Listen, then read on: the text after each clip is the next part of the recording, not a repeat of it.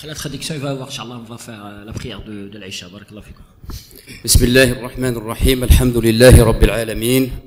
والعاقبة للمتقين ولا عدوان إلا على الظالمين والصلاة والسلام على أشرف الأنبياء والمرسلين نبينا محمد وعلى آله وأصحابه أجمعين وبعد. Donc, au tout début de son intervention, le cheikh a commencé par des remerciements, et donc il a remercié Allah, il a loué Allah pour le bienfait de l'islam et le bienfait d'être guidé à l'islam. Ensuite, il a également loué Allah pour le fait de faire partie des gens qui pratiquent l'islam.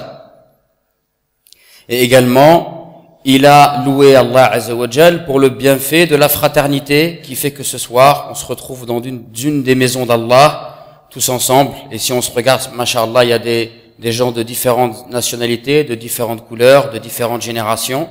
Et surtout à notre époque, dans notre société, c'est rare de trouver des endroits qui réunissent des gens aussi divers dans une des maisons d'Allah Azza wa Jal pour parler de la religion du prophète alayhi salatu wassalam. Ça, c'est un grand bienfait et c'est bien de le souligner, de s'en rendre compte. Et le cheikh a bien ajouté de le ressentir. Il faut ressentir le bienfait de cette fraternité. Le fait qu'aujourd'hui on peut voir quelqu'un, on le connaît pas, mais juste parce qu'on sait qu'il est musulman, on ressent de l'amour pour lui. Et ça, c'est un très très grand bienfait. Également, le cheikh a remercié Allah pour le bienfait de l'entraide, le fait de s'entraider, et notamment de s'entraider. Par exemple, ici à Samigny-le-Temple, il y a des gens, ils ont sacrifié de leur temps, de leur argent pour construire une mosquée, pour qu'aujourd'hui on puisse se retrouver ici. Et donc ça, c'est un très grand bienfait de s'entraider pour que on puisse réussir à mettre en pratique l'ordre le plus grandiose d'Allah Azza wa Jal, qui est le fait d'adorer Allah. Allah, il a créé les hommes et les djinns pour l'adorer, et donc de s'entraider pour essayer de permettre de réaliser cet ordre magnifique qu'est l'adoration d'Allah, c'est un grand bienfait. Donc, il convient de remercier Allah. Pourquoi? Pour que Allah Azza wa Jal, il nous rajoute dans ses bienfaits. Alors que celui qui est dans des bienfaits et qui ne se rend pas compte de ses bienfaits, ces bienfaits ils peuvent partir. Donc, il faut toujours avoir cette parole qui est magnifique dans notre bouche, qui est Alhamdulillah. Alors ensuite, le cheikh, il a cité un verset du Coran dans lequel Allah Azza wa Jal dit, dans le sens des versets, nous t'avons envoyé comme témoin, donc ya Muhammad, nous t'avons envoyé comme témoin, annonciateur, avertisseur, comme appelant à Allah par sa permission et comme une lampe éclairante. Et donc il a expliqué le verset de manière brillante. Je vais vous donner rapidement quelques informations. Et je fais une parenthèse, je vous invite à étudier la langue arabe pour ceux qui sont pas arabophones, les jeunes. Moi-même, j'ai grandi ici en France. Jusqu'à l'âge de 25 ans, je parlais pas l'arabe. Et quand j'ai voulu m'intéresser à la religion, j'ai compris qu'en fait, l'arabe, c'est une clé.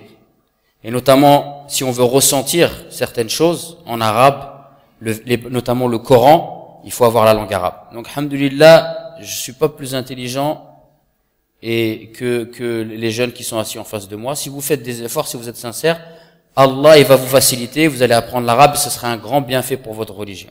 D'accord?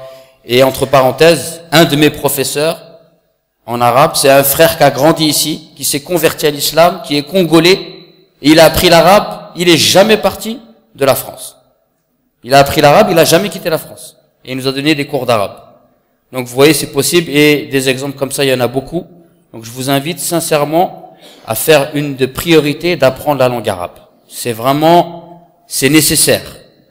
C'est vital pour celui qui veut vraiment comprendre le Coran, qui est la parole d'Allah. C'est vraiment quelque chose qui est vital. Donc ici dans ce verset, Allah il dit, nous t'avons envoyé comme témoin, annonciateur, avertisseur, comme prédicateur et une lampe éclairante. Et donc le cheikh dit que nous t'avons envoyé comme témoin. Il faut se rappeler qu'en fait les prophètes, ils n'ont pas besoin qu'on témoigne de leur prophétie, puisque c'est Allah qui témoigne de leur prophétie. Par contre, ils sont témoins, les prophètes, sur nous. Comme quoi, ils nous ont bien envoyé le message, et le jour du jugement dernier, nous, on va témoigner pour les autres communautés que les prophètes ont bien transmis le message, et le prophète, alayhi salatu wassalam, il va témoigner devant Allah Azza wa Jal qui nous a bien transmis le message à nous. D'accord? Donc le prophète, c'est un témoin, et comme ça, personne ne pourra dire le jour du jugement dernier qu'il n'a pas reçu le message. Également, c'est un annonciateur. Pourquoi? Parce qu'en fait, il annonce une bonne nouvelle, que ceux qui croient et qui sont pieux et qui font les bonnes œuvres, ils entreront au paradis. Et c'est un avertisseur pour avertir les gens que ceux qui ne croiront pas ou qui feront le mal, ou qui sèmeront le désordre sur terre, la corruption, qui feront les injustices, eh bien, ils rentreront en enfer. Allah hafadna jami'an. Ensuite, Allah Azza wa Jalla, il dit qu'il a envoyé le prophète pour appeler au bien, et le prophète, il l'a qualifié de lampe éclairante. Car en réalité, personne ne peut faire la distinction entre le bien et le mal, le vrai et le faux. Personne ne peut savoir quelle direction il doit donner à sa vie sans la lumière de l'islam, sans la sunna du prophète, sans le prophète qui finalement est venu nous enseigner le but de cette vie. Il est venu nous enseigner comment on devait se comporter dans cette vie-là, ici-bas. Ensuite, le cheikh nous dit que il faut bien que vous gardiez à l'esprit, par rapport aux récents événements, que personne ne peut nuire au prophète, car le prophète, il a été élevé par Allah Azza wa Jal. Allah a attesté de son honorabilité, de sa noblesse comportementale, de sa piété. Donc personne, sachez-le bien, et cela on doit en être sûr, que personne ne peut rabaisser ce que Allah a élevé. Et le prophète, il a été élevé par Allah, c'est la meilleure des créatures, et donc celui qui veut essayer de rabaisser le prophète, sachez bien que il ne pourra pas le faire. Et nous, bien évidemment, nous sommes tristes lorsque nous voyons des gens qui insultent le prophète Mohammed, mais d'ailleurs tous les prophètes, car vous savez bien que personne ne peut être musulman en rejetant un prophète. Nous croyons en tous les prophètes, c'est d'ailleurs un des piliers de la foi, et donc nous sommes tristes lorsque les gens insultent les prophètes. Mais comment nous devons réagir par rapport à cela?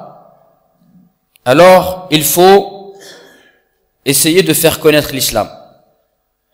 Et cela, c'est très très important. On a le devoir d'essayer de faire connaître l'islam.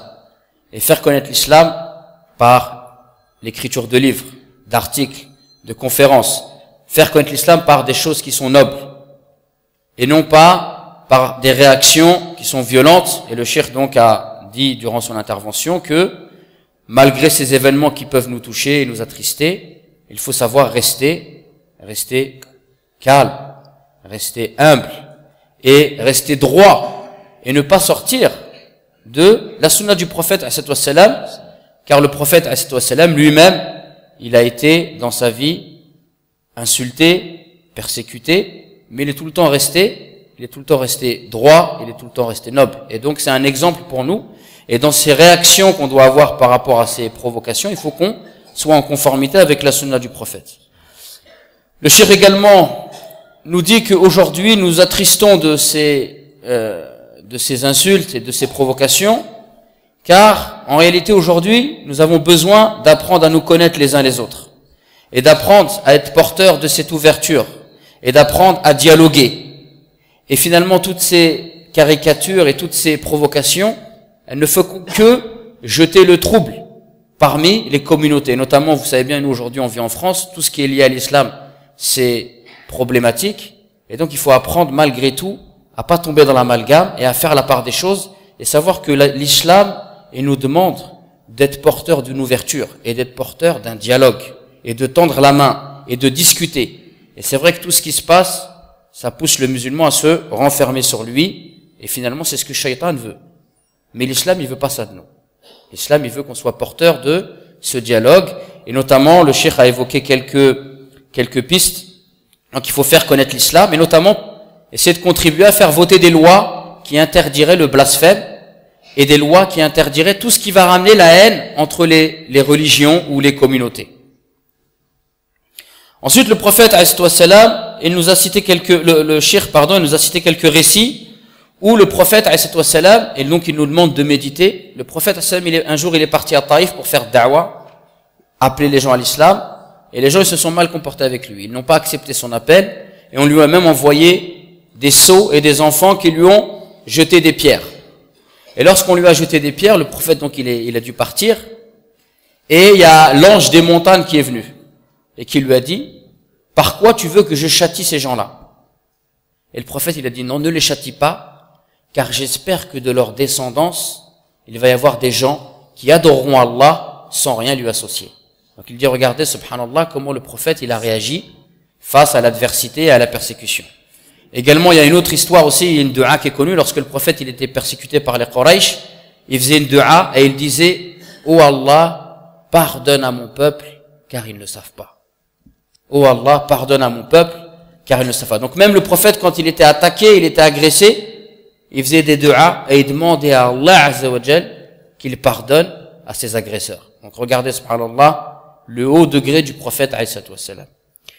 Et le prophète alayhi salatu wassalam, lorsque Allah il parle de lui, il dit dans son saint livre, un verset qui est magnifique pour celui qui le médite, il dit, nous ne t'avons envoyé que comme miséricorde pour l'alamin. L'alamin, c'est une parole qu'on peut traduire par l'univers. Ça veut dire c'est toute la création d'Allah Azza wa Jalla. Nous ne t'avons envoyé que comme miséricorde pour l'alamin. Et on voit que le prophète, alayhi wassalam, il a mis en pratique ce verset, puisque le prophète, alayhi wassalam, et celui qui étudie sa biographie, il s'en rendra compte, le prophète, ça a été une miséricorde pour tout le monde.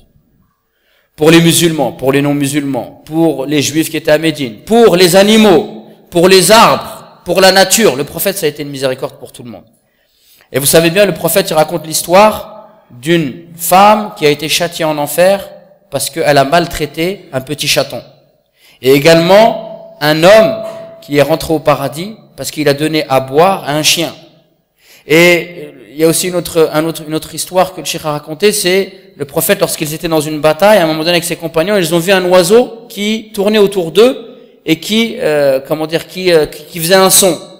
Et le prophète a demandé qu'est-ce qu'il a cet oiseau.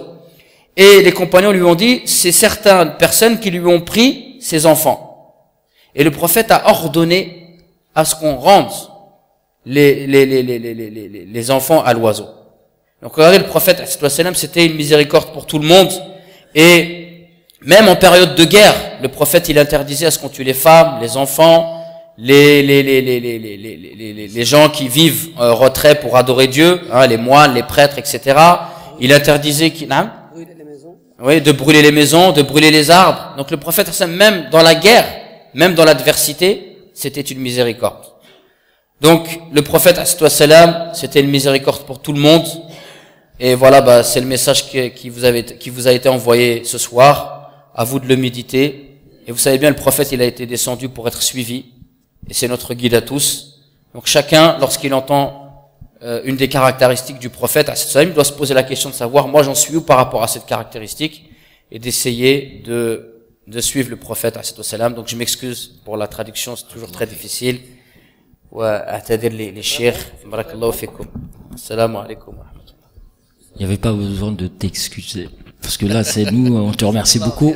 Barakallahu fik. Parce que c'est magnifique. Là, c'est d'avoir cette traduction entière de tout ce qui a été dit par notre frère Saad Nasser Tijani. Donc, Inch'Allah, on vous donne rendez-vous. C'est Mohamed Guitoun parce qu'on a commencé un petit peu décalé, une demi-heure de plus.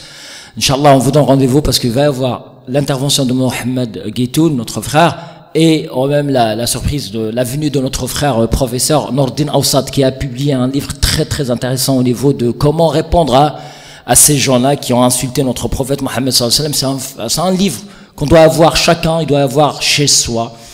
Et même de l'offrir, c'est un cadeau à offrir à nos voisins qui parlent des caractéristiques de notre prophète Mohammed sallallahu alayhi wa sallam et la venue Mohammed, l'attendu par tout le monde. On parle par tout le monde. Donc c'est un livre qui est très intéressant. Donc il va nous parler aussi de l'apport de la civilisation musulmane à ce que la civilisation musulmane, ce que Mohammed sallallahu alayhi wa sallam a apporté à la civilisation occidentale aussi. Ça va être après mon frère Mohamed Guitoun. Donc on vous invite, c'est pour la prière, on va faire la prière de l'Aïcha et après l'Aïcha, donc l'intervention des deux frères, et après c'est l'Ikram, le dîner, Inch'Allah, et après c'est le Qiyam avec notre cher Saad Abdeslam. Et Barakallah, je te remercie beaucoup mon frère Ismaïl, Hafidakallah, et on va, donc même si le frère Ismaïl, il va intervenir dans une autre rencontre mensuelle qu'on va organiser, donc les prochains mois. Barakallahu fikum jami'an wa hafidakumullah.